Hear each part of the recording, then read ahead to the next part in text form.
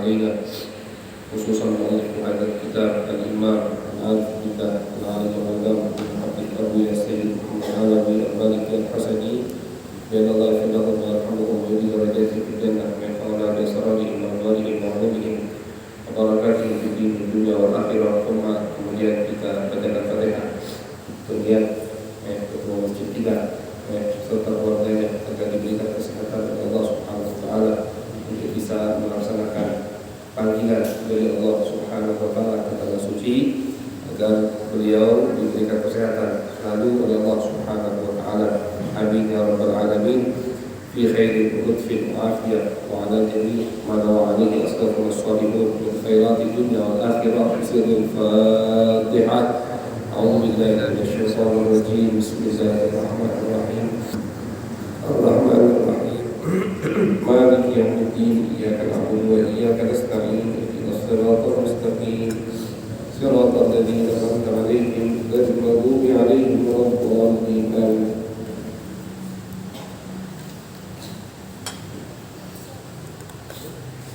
Bismillahirrahmanirrahim. Alhamdulillahirabbil alamin wa bihi nasta'in ala umuri dunya waddin. Wassallallahu ala sayyidina Muhammadin khatamin nabiyyin wa ala alihi wa sahbihi ajma'in. Qala rabbi shrah li sadri wa yassir li amri wahlul 'uqdatam min lisani yafqahu qawli. Qalu subhanaka la ilma lana illa ma 'allamtana innaka antal alimul hakim. Allahumma salli ala sayyidina Muhammadin al-fatih lima ughliq wal khatim lima sabaq nasiril haqqi bil haqq wal hadi ila siratikal mustaqim wa ala alihi haqqa qadrihi wa miqdarihi al-'azim. Amma ba'du. Qala al-imam al-'arif billah al-'alim al-'allamah Abu Yasir Muhammad Alawi al-Maliki al-Hasani في كتابه الذخائر المحمدية إلى أن قال من علامات النبوة. أول علامات النبوة المحسوسة هي شق صدره الشريف، وهذا الشق قد حصل له صلى الله عليه وسلم أول مرة وهو صغير السن عند حليمة، وكان في الرابعة من عمره على الصحيح. وأما المرة الثانية فقد شق صدره الشريف صلى الله عليه وسلم وهو ابن 10 سنين. وأما المرة الثالثة فقد شق صدره الشريف عند مجيء جبريل بالوحي حين نبئ. وأما المرة الرابعة فهي ليلة الإسراء كما ورد في الصحيحين. واعلم أن جميع ما ورد من شق الصدر واستخراج القلب مما يجب التسليم له دون التعرض لصرفه عن حقيقته بصلاحية القدرة فلا يستحيل شيء من ذلك. الحمد لله. Ma'asyiral hadirin, jamaah yang dirahmati, yang insyaallah diberkahi oleh Allah Subhanahu wa taala. Alhamdulillah, di malam yang berkah kita masih diberikan kesempatan oleh Allah Subhanahu wa taala, diberi taufik hidayah sehingga gampang kaki kita untuk melangkah ke masjid, untuk duduk sejenak di rumah daripada rumahnya Allah Subhanahu wa taala, untuk mendengarkan daripada perjalanan hidup atau hal-hal yang berkaitan dengan Nabi kita, Nabi Muhammad sallallahu alaihi wasallam. Kita kalau hidup di dunia ini jauh dari Nabi, itu hidup kita akan susah. Kenapa ada orang yang hidupnya tidak pernah senang, tidak pernah tentram, padahal dia punya semuanya. Rumah dia punya, mobil dia punya, ATM-nya itu dari semua bank ada, misalkan BCA ada, Mandiri ada, BSD, semua isi, kosong, semuanya ada isi. Ya. tapi masih hidupnya tidak senang, kurang tentram.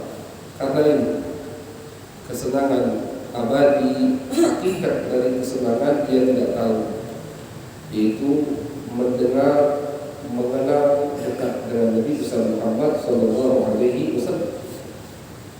Dekat dengan Nabi artinya kenal dengan Allah. Dekat dengan Nabi artinya pasti kenal dengan Allah. Ini kita berkumpul ini, mau kita mendengar hal-hal yang berkaitan dengan Nabi, itu pilihan dari Allah. Jangan kita kira, oh ini semangatnya kita, ini usahanya kita.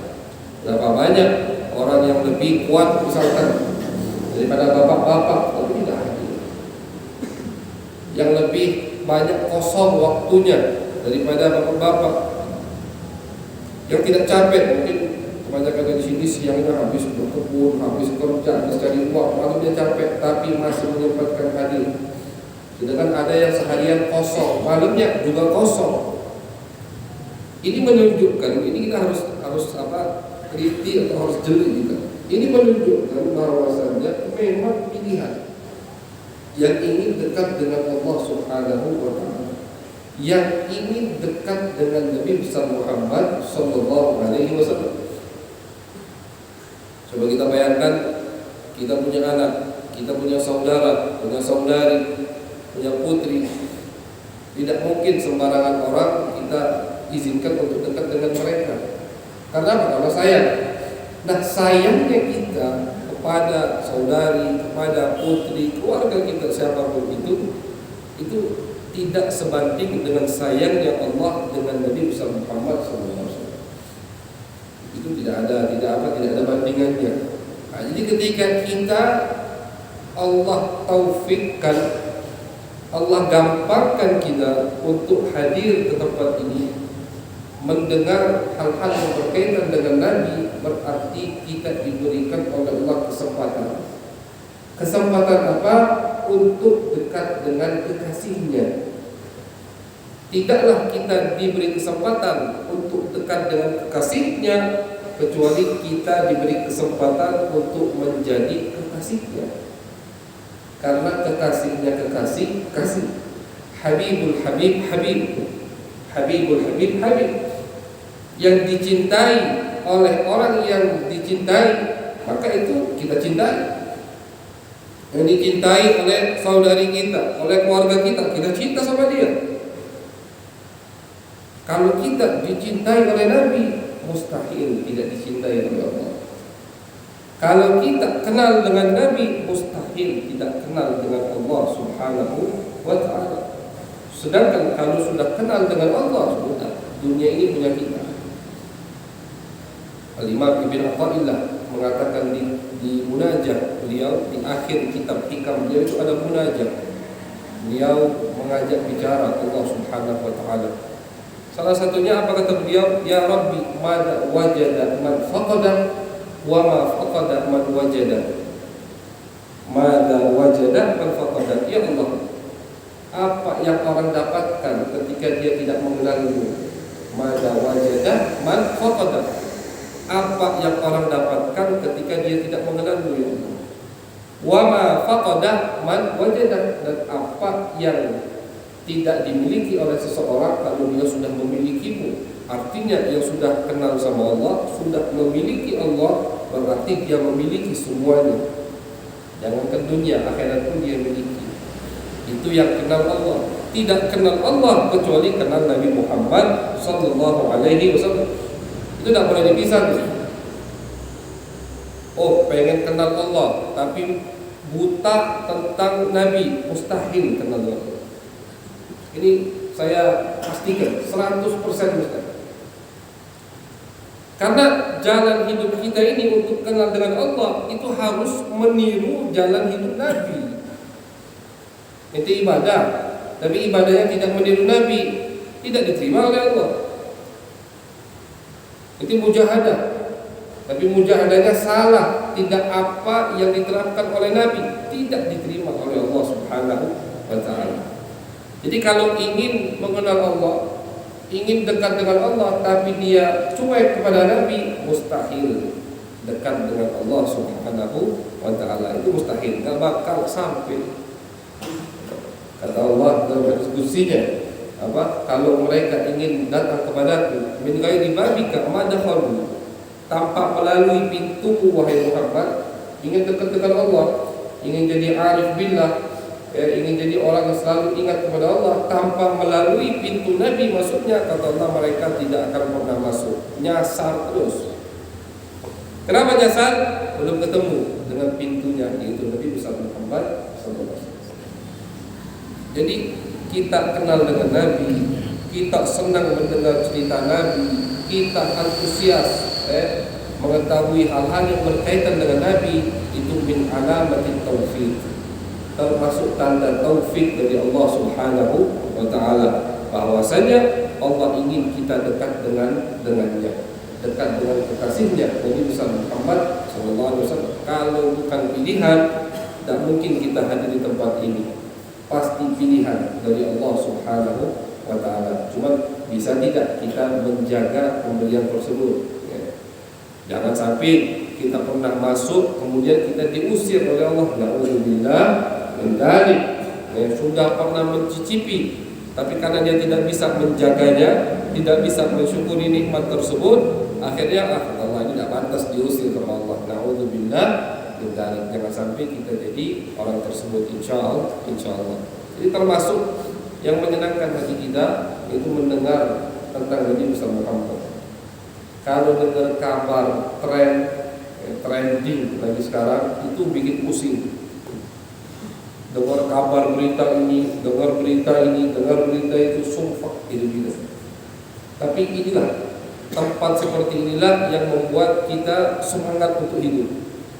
Tempat seperti inilah yang membuat kita seger, fresh lagi kita ketika menghadapi keruwetan yang ada di luar sana. Tempat seperti ini, obatnya di sini. Yang mereka tidak punya yaitu tempat seperti ini. Yang hartanya melimpah itu tidak punya tempat seperti ini untuk menenangkan jiwa mereka ketika mendengar hal-hal yang berkaitan dengan Nabi Muhammad SAW. Kata itu sebagian ulama, kalau tidak mendengar cerita Nabi sehari gelisah. Kenapa gelisah? Seharian belum pernah dengar cerita Nabi. Ada yang tiap saat harus mendengar cerita Nabi, ada yang setiap detiknya.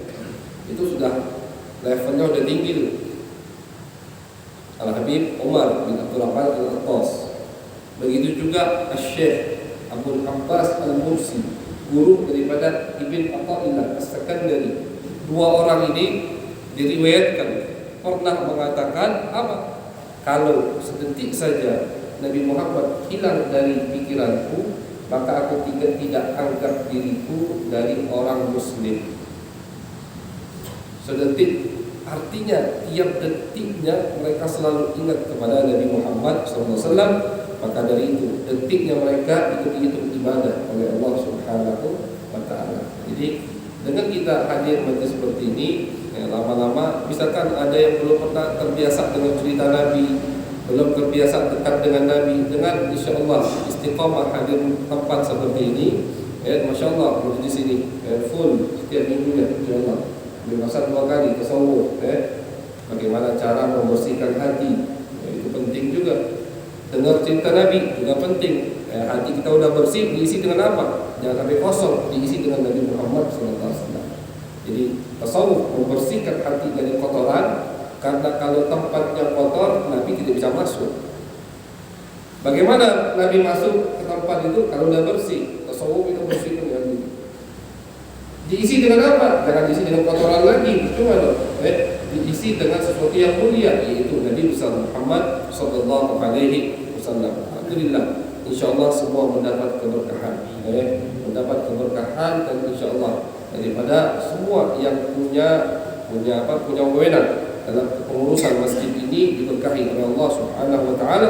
Alhamdulillah fungsi dari masjid itu terlaksana. Karena banyak kita saksikan beberapa masjid mau majlis taklim di masjid saja dilarang. Itu terjadi kepada al-Fakir di salah satu daerah di Palembang. mau mengadakan majlis taklim di masjid, dilarang. Nauzubillah min dzalik. Terus masjid apa dong fungsinya? Cuma sholat. Masjid itu bukan hanya untuk sholat. Lihat bagaimana fungsi masjid di zaman Nabi. Nabi di masjid sholat, jelas. Nabi di masjid ngajar. Di mana Nabi ngajar? Di tengah padang pasir? Tidak, di masjid. Nabi di masjid ngatur strategi perang di masjid. Karena ini berkaitan dengan agama. Jadi masjid itu fungsinya banyak. Termasuk fungsi masjid seperti ini. Mengingatkan, mengajak orang untuk mendengar apa-apa yang berkaitan dengan Nabi, apa-apa yang membersihkan hati kita, sehingga kita pantas untuk dicintai oleh Allah, pantas untuk dicintai oleh Nabi Muhammad Sallallahu Alaihi Wasallam. Kita sudah sampai di pembahasan tentang alamatul nubuwah, tanda kenabian Nabi Muhammad Sallallahu Alaihi Wasallam.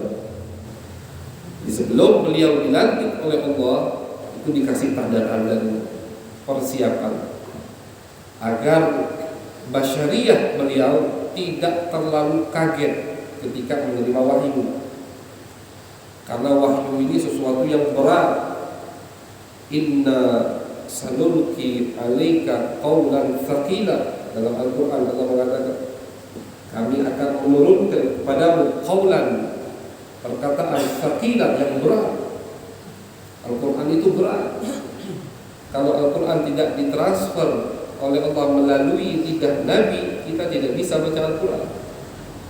Lau anzalna hadzal Qur'ana 'ala jabalin la ra'aitahu khashi'an mutasaddian min khasyatillah. Kata Allah, kalau Al-Quran turun ke gunung, gunungnya hancur. Paku bumi gunung. Wal jibala arsaha. Allah patok gunung bumi ini dengan apa? Dengan gunung. Paku bumi itu istilah Al-Quran itu. Gunung itu paku bumi. Itu kalau diturunkan Al-Quran kepada gunung, kata Allah, gunungnya hancur. Tapi jiwa basyariyah Nabi, jasad Nabi sanggup untuk menampung apa yang tidak sanggup untuk diterima dari gunung. Itu. Jadi berat wahyu itu, beban yang luar biasa untuk Nabi Muhammad. Oleh karena itu sama Allah dikasih persiapan untuk Nabi. Kata Abu Ya, pertama kali tanda dari kenabian Nabi Muhammad al-mahsusah, yang bisa dilihat, yang bisa diceritakan, al-mahsusah hiya syakku sadrihi syarif, yaitu dibelahnya dada Nabi Muhammad sallallahu alaihi wasallam. Wa hadha syakku qad hasala lahu awwala marratin wa huwa saghirus sin. Pembelahan dada Nabi ini sudah pernah terjadi pertama kali ketika beliau masih kecil, indah Halimah. Ketika beliau sedang diasuh oleh Siti Halimah, wa kana fi rabi'ati min umrihi al-sahih. Umur beliau waktu itu 4 tahun. Sudah pernah kita sebutkan, kalau tidak salah itu kita ceritakan bagaimana ketika Nabi lagi main dengan teman-temannya, dengan saudara sesusunnya, datang 2 orang berpakaian putih, diambil Nabi Muhammad SAW. Akhirnya yang lain ini lari ketakutan, melapor ke ibunya Siti Halimah. Ibu Muhammad diculik orang, dikejar sama Siti Halimah dan suaminya. Ketika ketemu dengan Nabi Muhammad, sudah selesai, operasinya sudah selesai, operasi bedahnya sudah selesai. Mutaghayyirul lawn, diriwayatkan Nabi pucat begitu. Ditanya sama Siti Halimah, kenapa wahai anak? Nabi masih kecil, diceritakan polos. Tadi ada 2 orang datang, ibu. 2 orang datang ini ngambil aku ditidurkan, dibaringkan, dibuka bajunya, dibelah dadaku, diambil sesuatu, dimasukkan lagi, terus dijahit. Detail cerita Nabi. Siti Halimah bingung, ini apa ini? Akhirnya sama Siti Halimah dikembalikan ke ibunya. Itulah sebab kenapa Nabi Muhammad SAW pulang kembali ke ibunya ke kota Mekah, karena Siti Halimah takut Nabi Muhammad kenapa dibalikan ke ibunya. Itu yang pertama kali. pembelahan dada Nabi Muhammad SAW. Itu kan sesuatu yang aneh. Nabi dari kecil sudah mulai Allah biasakan dengan sesuatu yang aneh. Karena yang berkaitan dengan kenabian itu sesuatu yang aneh semua, di luar otak manusia. Kemudian yang kedua, wa amal marratu tsaniyah faqad syaqqa sadruhu syarif wa ibnu 10 sinin. Ketika beliau umur 10 tahun, itu dadanya juga dibelah oleh Allah Subhanahu wa taala. Wa amal marratu tsalitsah, kapan yang ketiga? Ketika inda maji'i Jibril bil wahyi hina nubbi, ketika malaikat Jibril mau datang memberikan wahyu kepada Nabi, di situ dada Nabi dibelah lagi. Yang keempat, yang terakhir, wa amal marratul rabi'ah fahiya lailatul Isra kama warada fi sahihain. Yang keempat, ketika malam Isra Mi'raj seperti yang diriwayatkan oleh Imam Bukhari dan Muslim. Adapun apa yang dikeluarkan atau apa sih kenapa dada Nabi dibelah? Ulama mengatakan yang dibersihkan dari Nabi ini, kalau tidak salah pernah kita bahas juga di sini. Fajr lupa, jadi tidak apa yang ulang. Al-Imam Al-Habib Ali bin Muhammad Al-Habsyi, beliau mengatakan wa ma akhrajal amlaku min qalbihi ada walakinnahu zaduhu tuhran ala tuhri. Malaikat bukan membersihkan hati Nabi ketika membelah dada Nabi, karena hatinya sudah bersih. Tapi yang dilakukan oleh malaikat ketika membelah dada Nabi menambahkan cahaya di atas cahaya. Itu pendapat Al-Habib Ali bin Muhammad Al-Habsyi. Jadi bukan kotoran yang dibersihkan, bukan. Karena Nabi itu bersih dari kotoran, bersih dari perbuatan yang tidak bagus. Hati beliau, hati yang paling bersih, tidak perlu dibersihkan. Tapi malaikat menambahkan cahaya di atas cahaya. Itu pendapat yang pertama. Pendapat yang kedua, kata ulama, yang dibersihkan dari hati Nabi itu pintu untuk masuknya setan ke setiap hati manusia. Jadi kita ini dalam diri kita ada pintu untuk masuknya setan. Memang begitu takdirnya. Takdir yang Allah ciptakan kita begitu. Setiap manusia ada pintu masuk setan. Nah, Nabi, karena mungkin kita bertanya, kok Nabi diciptakan dengan pintu masuk setan? Kenapa dari awal saja tidak Allah ciptakan Nabi dengan pintu setan? Karena beliau adalah bashar, seperti kita juga bashar, manusia seperti kita, maka ciptaan Nabi 100% sama seperti manusia yang lain. Begitu.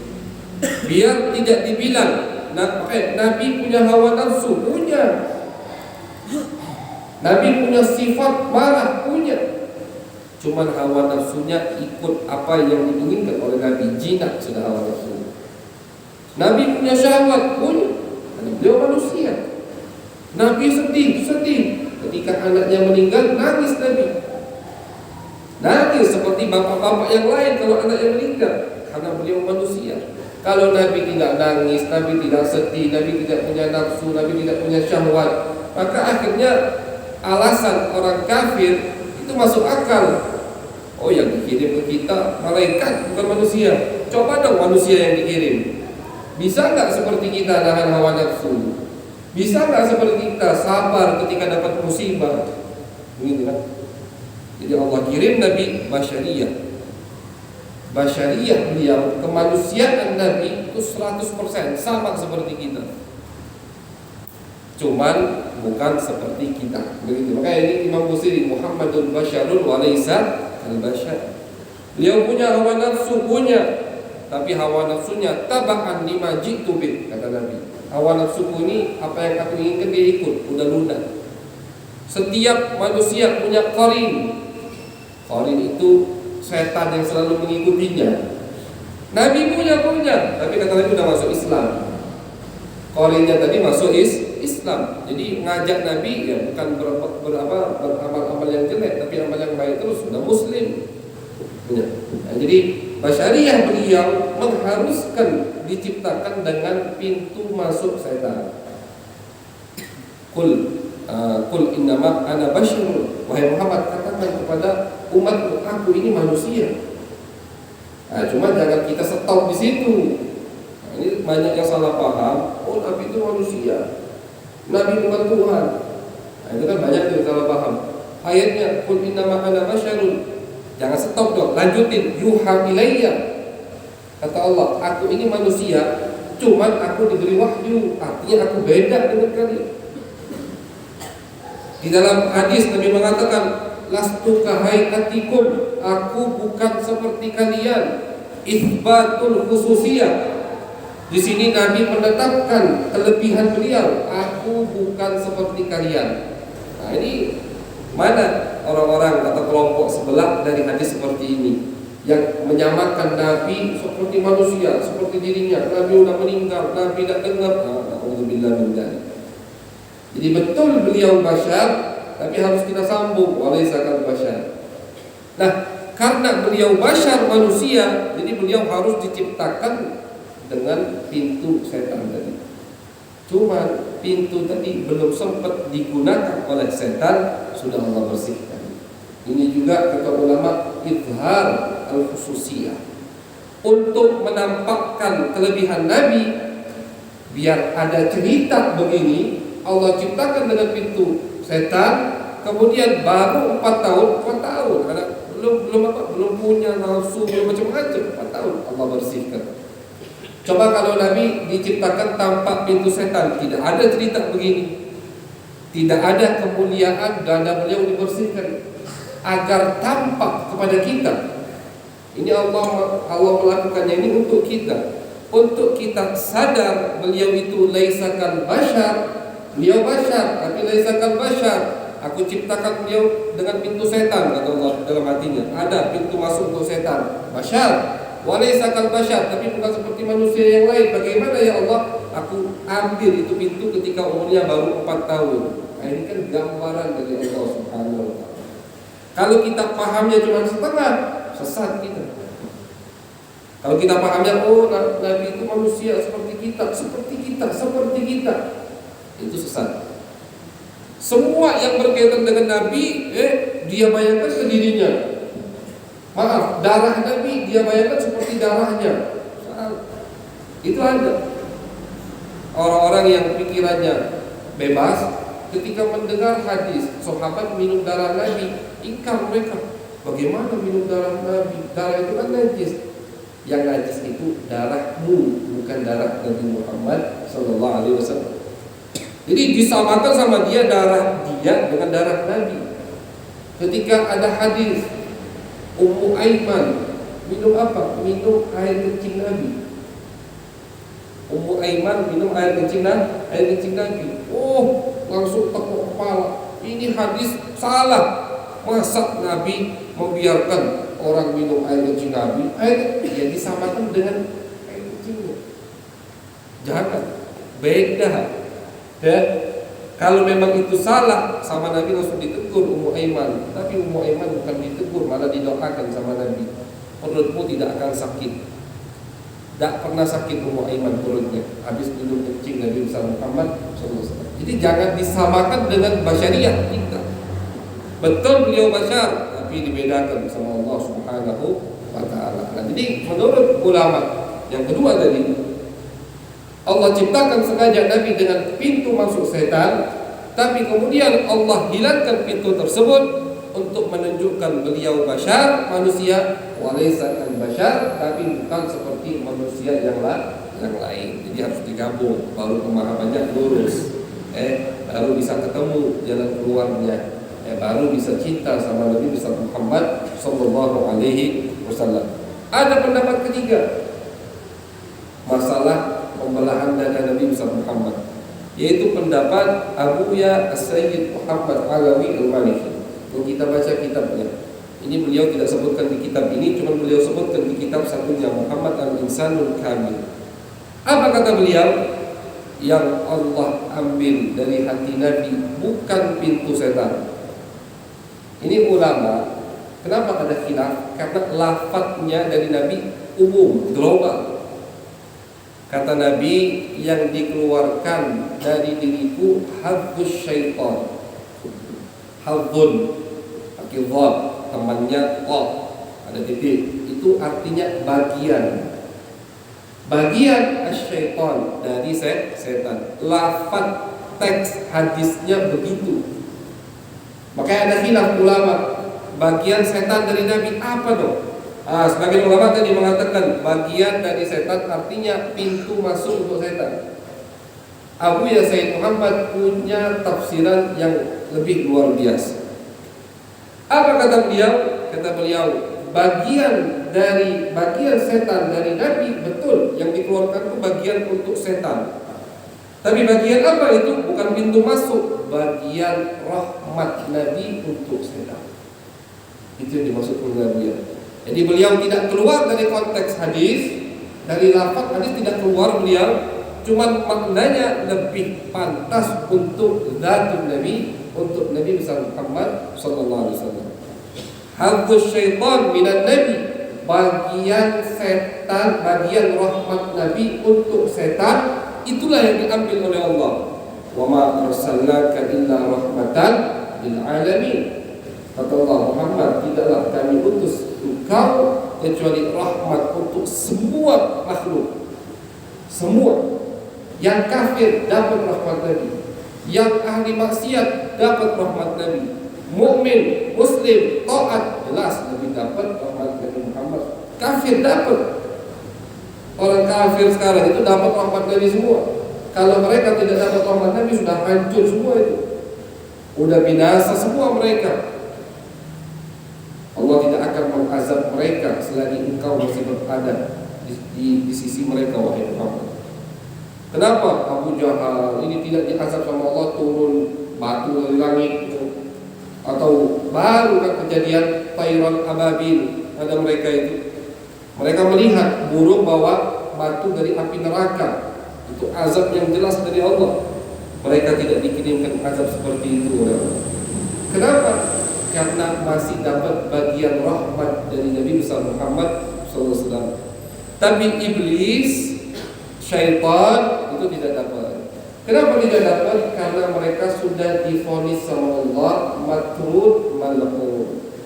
Mereka ini sudah divonis sama Allah, diusir, dilaknat, tidak akan taubat, tidak akan taubat.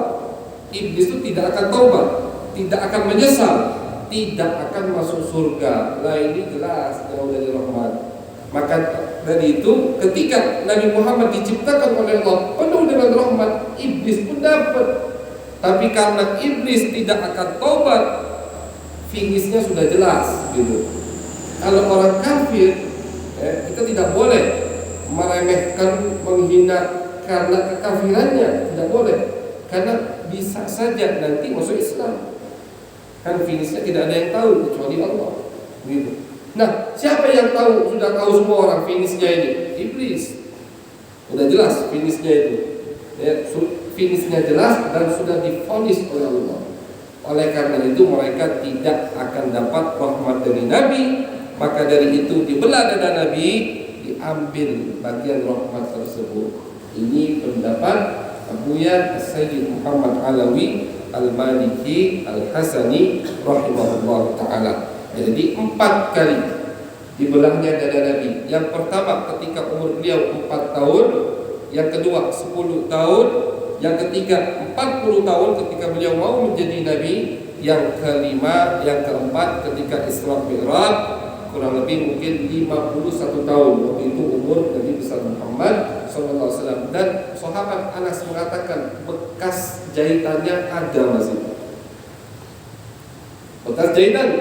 Ini kalau kita mungkin ditanya siapa yang pertama kali dibedah atau dokter bedah, itu malaikat. Ketika membedah dada Nabi besar Muhammad SAW dijahit, bekas jahitannya ada, kata sahabat Anas. Maka dari itu dilanjut sama Abuya, wa'lam anna jami'a ma warada min syakki sadri wa istikhrajil qalbi. Ketahuilah, kata Abuya, yakinilah bahwasanya semua yang datang kepada kita riwayat daripada dada Nabi dibelah dikeluarkan hati Nabi, macam-macam cerita tersebut. Mimma yajibut taslimu lahu duna ta'arrudi li sarfihi an haqiqatihi. Itu semua termasuk daripada yang wajib kita yakini, wajib kita imani. Kejadian tersebut tanpa perlu, kata Abu Ya, kita artikan dengan makna yang majas. Oh, maksudnya betul, ini ada nih, ada kelompok seperti ini yang susah untuk menerima hal-hal yang di luar otaknya. Jadi semua itu harus disalin dengan logika, semua harus disalin melalui otaknya. Oh, ini masuk akal, oke. Tidak masuk akal, no, tidak diterima misalkan. Nah, itu tidak boleh. Masalah gaib, masalah yang berkaitan dengan Allah, itu bukan pakai akal-akalan, pakai iman. Alif Lam Mim, dzalikal kitab la raiba fihi hudal lil muttaqin. Siapa muttaqin ya Allah? Alladzina yu'minuna bil ghaib. Allah puji orang yang bertakwa. Siapa yang bertakwa? Allah sebutkan alladzina yu'minuna bil ghaib, yang iman kepada hal-hal yang gaib. Hal yang gaib itu bukan hantu, bukan hantu, bukan hantu. Kalau hantu terserah, yang lihat iman, yang tidak lihat tidak iman, tidak berhala. Ghaib itu yang disebutkan oleh Allah, yang disebutkan oleh Nabi, tapi di luar otak kita, tidak bisa kita lihat, tidak bisa kita pahami dengan akal. Itu ghaib. Orang yang iman dengan sesuatu yang ghaib itu nomor pertama yang Allah golongkan dari orang-orang bertakwa. Baru setelah itu alladzina yu'minuna bil ghaib wa yuqimunas shalah.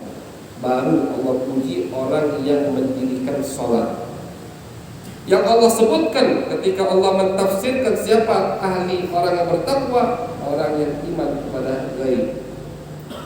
Karena termasuk penyebab orang-orang musyrik Mekah susah untuk iman kepada Nabi, mereka tidak percaya dengan yang gaib.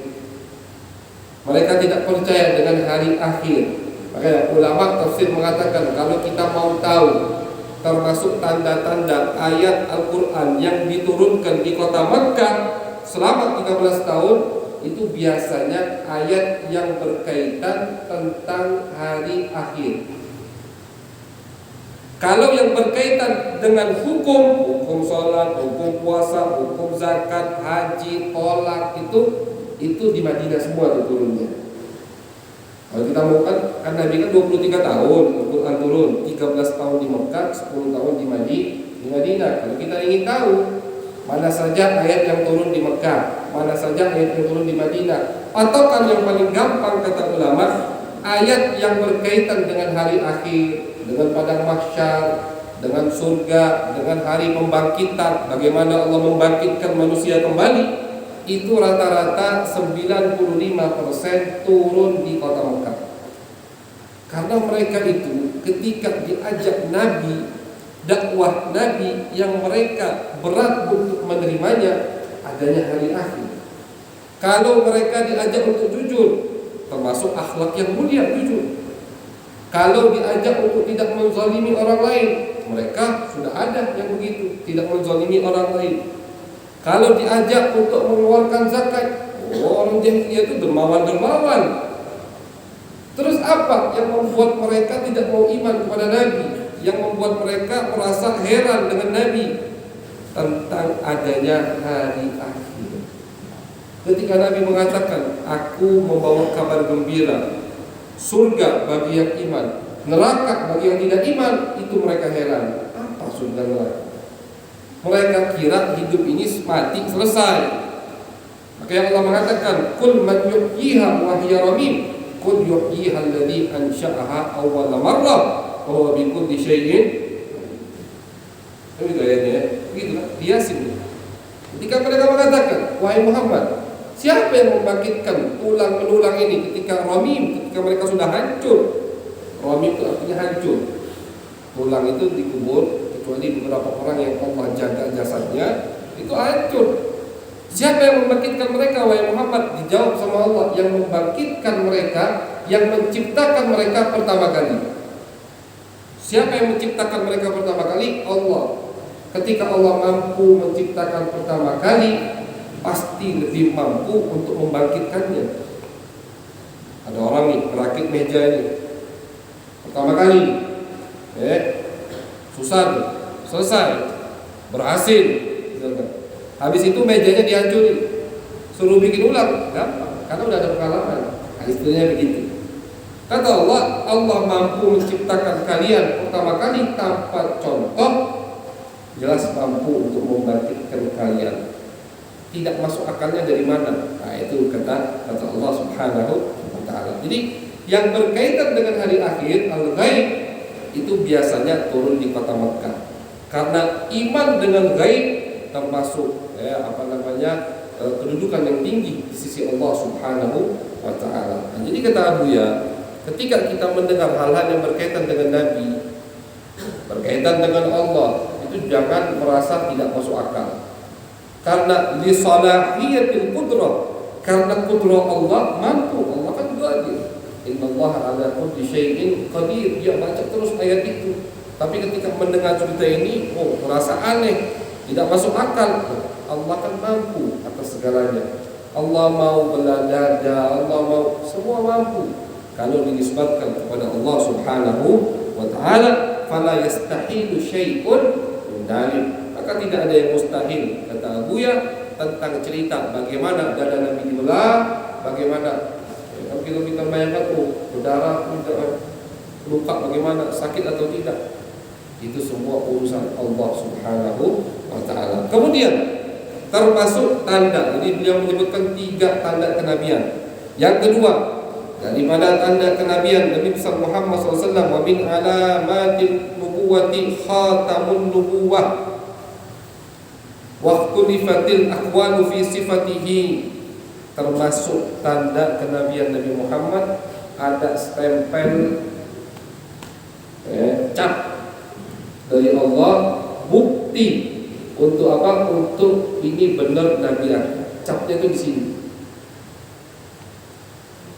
Waktu limatil aqwal fi sifatih wa ashharuha ma ja'a annahu kabaydatil hamamah.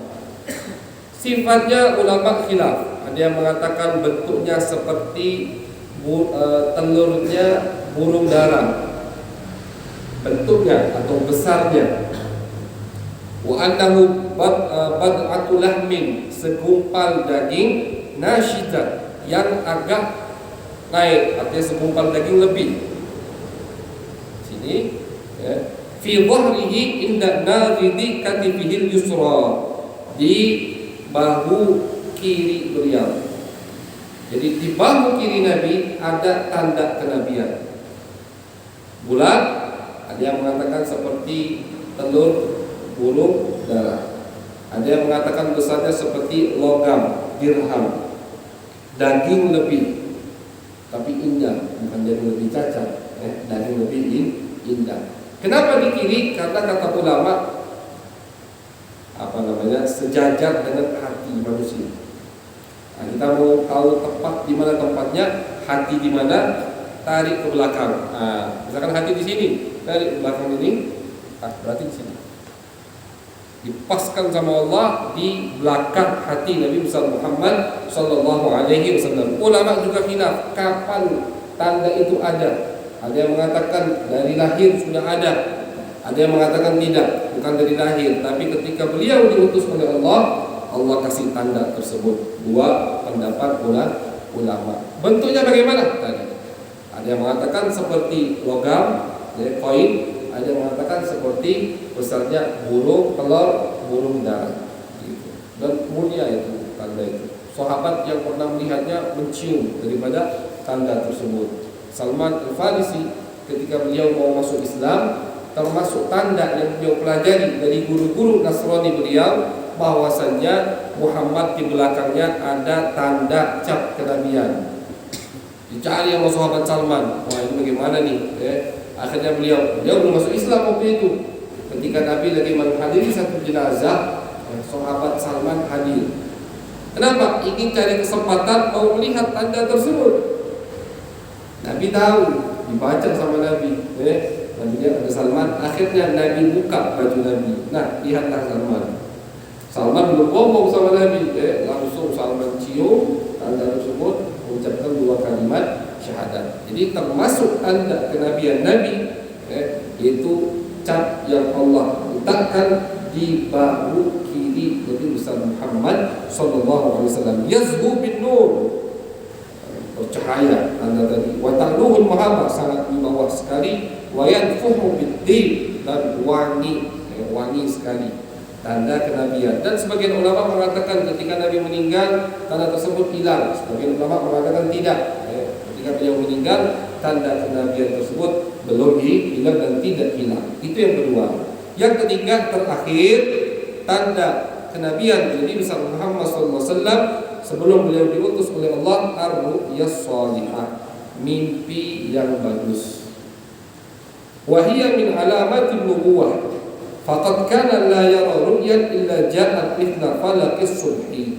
Nabi itu tidaklah mimpi di malam hari kecuali besoknya terjadi mimpi tersebut. Misalkan mimpi malam ini hujan, besok hujan betulan. Mimpi malam ini ada yang datang ke Mekah, kabilah fulan, besok datang betulan kabilah itu. Nah, itu maksudnya. Jadi itu beliau kurang lebih selama 6 bulan, kata ulama. Selama 6 bulan sebelum beliau dilantik oleh Allah, tidaklah beliau mimpi di malam hari kecuali keesokan harinya beliau mendapatkan mimpi tersebut terjadi. Makanya di dalam hadis beliau mengatakan ar-ru'ya juz'un min ajza'in nubuwah. Mimpi itu kata Nabi termasuk daripada bagian kenabian. Apa maksud Nabi? Karena beliau sebelum diutus Allah siapkan dengan mimpi, dan mimpi itu sesuatu yang bagus. Tapi mimpi jangan sampai membuat kita tergiur. Mimpi, Habib, mimpi apa? Masuk surga. Biasanya jangan soal subuh ya. Salah. Kalau sudah mimpi Habib masuk surga. Mimpi Habib ketemu Allah, misalkan disuruh masuk surga, besok sudah tidak mau sholat.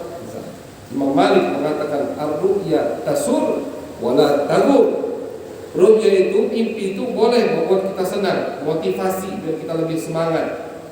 Mimpi melihat orang soleh, mimpi salaman dengan wali Allah, mimpi misalkan ketemu dengan Nabi misalkan, itu betul adanya. Sesuatu yang patut dan pantas untuk kita senangi. Tapi jangan sampai tertipu. Jangan sampai tertipu oleh mimpi. Jangan jadi budak mimpi. Tapi jadilah hamba Allah Subhanahu wa ta'ala. Biasanya yang banyak mimpi itu ketika orang baru mulai ingin dekat dengan Allah. Biasanya begitu. Ketika ada orang murid, murid ini artinya bukan santri, bukan murid, itu orang yang ingin dekat dengan Allah. Itu biasanya itu banyak mimpi-mimpi baik. Kenapa? Allah ingin mantapkan hatinya. Mimpi mantap, tambah semangat ibadah. Mimpi mantap, tambah semangat beribadah. Sholawat, mimpi melihat cahaya Nabi. Oh, cahaya ini. Semangat lagi sholawatnya, ingin lihat Nabi langsung. Itu biasa. Tapi kalau sudah sampai kepada Allah, tidak perlu mimpi lagi. Kenapa? Sudah sampai kepada Allah Subhanahu wa ta'ala. Jadi mimpi itu bagus. Kalau mimpinya bagus. Kalau mimpinya seram Habib bagaimana? Jangan takut. Kata Nabi, kalau mimpi seram bikin kita takut, mimpi jatuh dari gunung misalkan, Habib bangun, kan gitu. Tidak perlu diceritakan dan jangan ditakutkan gitu. Caranya bagaimana? Ludah kecil ke bagian kiri. Ucapkan a'udzubillahi minasyaitonir rajim. Ludah kecil aja. Gak usah pakai air liur, apalagi kalau ada bini samping, jangan. Kenapa laki yang muda kan jangan. Ludah kecil 3 kali, ucapkan a'udzubillahi minasyaitonir rajim, dan kalau posisinya pas tidur tidak menghadap kanan, balik ke hadapan kanan atau kiblat. Itu ajaran dari Nabi. Kalau mimpi kita mimpi jelek. Tapi kalau mimpi bagus, senang, jangan tertipu. Dan jangan diceritakan. Ini banyak yang tidak tahu. Mimpi bangun tidur belum sampai subuh bikin status langsung. Oh alhamdulillah, semalam saya mimpi ketemu Syekh Abdul Qadir Jilani. Salah. Mimpi termasuk rahasia daripada rahasia Allah. Sirrun min asrarillah faktumu, maka harus dirahasiakan. Tidak boleh diceritakan kepada siapapun kecuali kepada guru kita. Kepada guru wajib diceritakan. Karena ketika seorang murid ingin dekat dengan Allah, dekat dengan Nabi, itu kan pasti dididik oleh seorang guru. Guru ini termasuk cara dia tahu kemajuan muridnya dengan mimpi-mimpi tadi.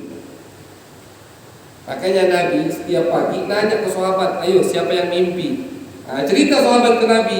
Nabi tahu, oh begini, ditakwilkan sama Nabi dan dimotivasi lagi oleh Nabi Muhammad SAW. Jadi mimpi baik tidak boleh diceritakan kecuali kepada guru kita, agar guru kita bisa memotivasi dan dia lebih tahu takwilannya. Gitu. Jangan dipasang di status. Jangan, tidak boleh itu. Kenapa tidak boleh? Takutnya hilang rahasia tadi. Dan takutnya ditakwilkan sembarangan sehingga terjadi, kata Nabi dalam hadis lain, mimpi itu kata Nabi bagaikan sesuatu batu di atas sayap burung yang lagi terbang. Kalau ditakwilkan jatuh itu batu, artinya terjadi. Kalau takwilnya jelek bagaimana? Padahal mimpinya bagus, takwilannya jelek, jadi jelek kata Nabi. Maka dari itu tidak boleh sembarangan menceritakan mimpi kita. Harus ke guru. Karena yang tahu takwilan mimpi seseorang atau seorang murid itu yang tahu guru dari situasi kondisi santri tadi. Karena mimpi itu takwilannya berbeda-beda. Ada cerita, ada seorang alim didatangi oleh dua orang. Dua orang ini mimpi apa? Dua-duanya mimpi azan.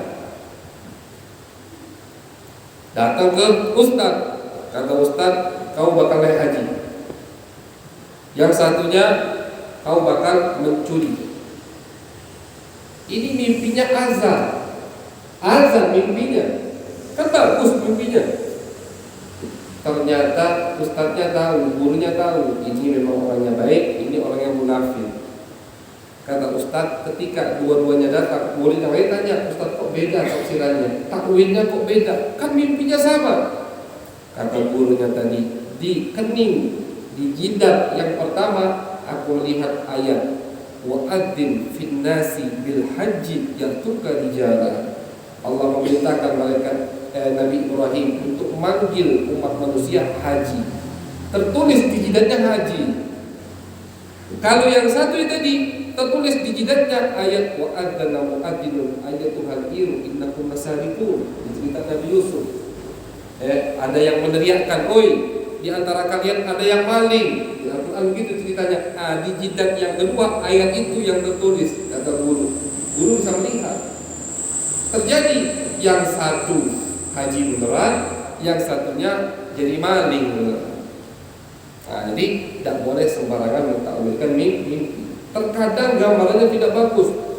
Ada orang, waliullah, imam luar biasa, Imam Hasan Al-Basri, tabi'in, Hasan Al-Basri. Mimpi apa? Mimpi gali kuburan Nabi. Kuburan Nabi digali. Kan ini gambarannya kurang bagus, kurang ajar, bagaimana kan gitu. Bingung beliau.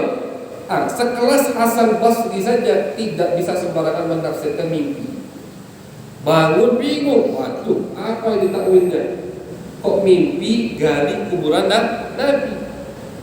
Beliau kirim muridnya untuk bertanya kepada alimut tafsir, alimu ahlam takwil, yang mampu, yang paham untuk mentakwilkan ahlam mimpi, yaitu Al-Imam Muhammad bin Sirin, tabi'in juga, satu generasi.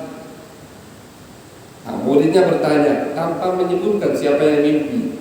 Wahai Imam Muhammad bin Sirin, ada orang mimpi menggali kuburan Nabi Muhammad SAW. Apa takwilannya? Kata Imam Muhammad bin Sirin, itu orang akan menjadi pemimpin zaman sekarang ini, ulama. Artinya yang dia gali itu bukan kuburan Nabi, tapi ilmu Nabi Muhammad SAW, sehingga dia akan menjadi ulama, pemimpin daripada ulama di zamannya. Betul, Hasan Basri pemimpin. Ini contoh daripada takbiran mimpi. Jangan sembarangan menceritakan mimpi kita, karena mimpi sesuatu yang khususiyah, kelebihan yang Allah berikan, bagian dari bagian kenabian. Cuman jangan tertipu, membuat kita senang, membuat memotivasi kita semangat lebih ibadah, semangat lebih bersolawat, bagus, tapi jangan sampai membuat kita malas. Itu maka mimpi tersebut tidak akan ada hasilnya. Jadi termasuk tanda kenabian Nabi, beliau itu mimpi dan mimpinya menjadi nyata.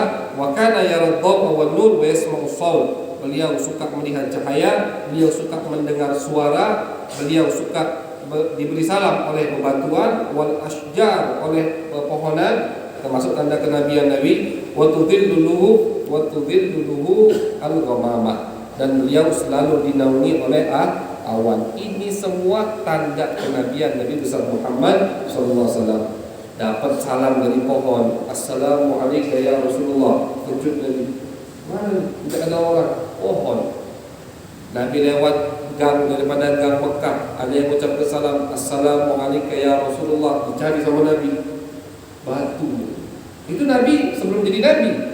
Beliau dapat salam dari pohon, dapat salam dari batu. Beliau selalu dinaungi oleh awan. Kemanapun beliau jalan, itu di atas ada awan menaungi Nabi Muhammad. Ini semua tanda kenabian Nabi besar Muhammad SAW sebelum beliau diutus oleh Allah Subhanahu wa Ta'ala. Masih banyak tanda-tanda yang lain, cuma yang disebutkan oleh Abuya Sayyid Muhammad Alawi Al-Maliki hanya sebagian daripada tanda tersebut, dan sudah kita baca semua. Dzikru auladihi, insyaallah di pertemuan yang akan datang kita akan membahas atau mendengarkan tentang anak-anak keturunan Nabi besar Muhammad sallallahu alaihi wasallam. Mudah-mudahan kita selalu diberikan kesehatan oleh Allah Subhanahu wa Ta'ala sehingga kita bisa menghadiri tempat seperti ini. Dan misalkan lagi kurang sehat, hadir niat untuk sembuh. Karena ulama mengatakan termasuk obat dari penyakit zahir, penyakit biasa, itu hadir di majelis ilmu. Termasuk obat biar kita sembuh dari penyakit kita, mendengarkan hadis Nabi Muhammad, mendengarkan cerita Nabi Muhammad. Itu bahkan bisa mengusir sihir yang ada pada kita. Kalau yang merasa di rumahnya kena sihir, hadir majelis Nabi, bacakan hadis di rumahnya, insya Allah pergi itu sihir, ya. Berkat Nabi besar Muhammad sallallahu alaihi wasallam. Amin ya rabbal alamin. Wassallallahu ala Muhammadin wa ala alihi wa sahbihi wa baraka wasallam. Walhamdulillahi rabbil alamin. Kalau yang bertanya